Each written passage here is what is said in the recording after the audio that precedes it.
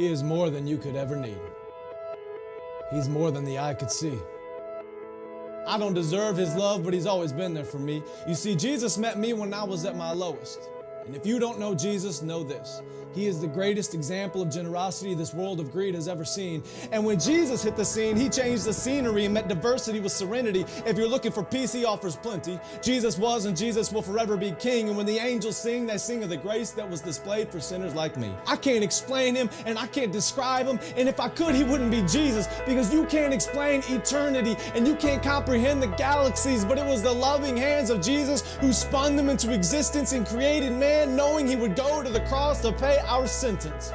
There was a certificate of judgment with a period after the sentence, and we were sentenced to death long before he said it is finished. He is a father to the orphan, a shelter for the homeless, a hiding place for the abused, and an anchor for our storms. He stormed the gates of hell and came out on top, and the power of his gospel cannot be stopped, even when the world tries.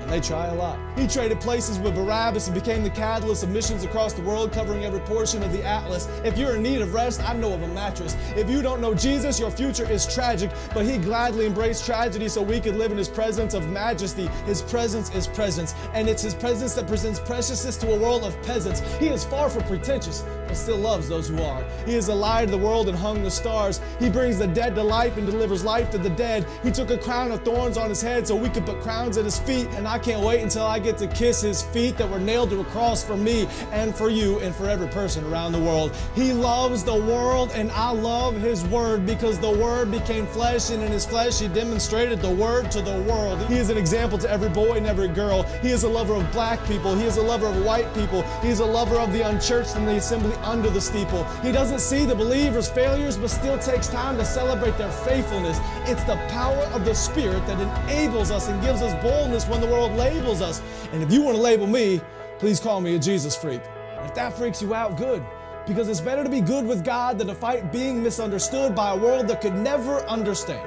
So let it be understood that I don't worship man, we worship Jesus. And although he doesn't need us, he still sees us and pleads with us to run to the cross where he bled for us. His heart bleeds for us, his heart grieves for us, but still graciously grants us a pardon for our treason in a season where the world tries to explain away the work of the Spirit with human reasoning. There is a reason they can't.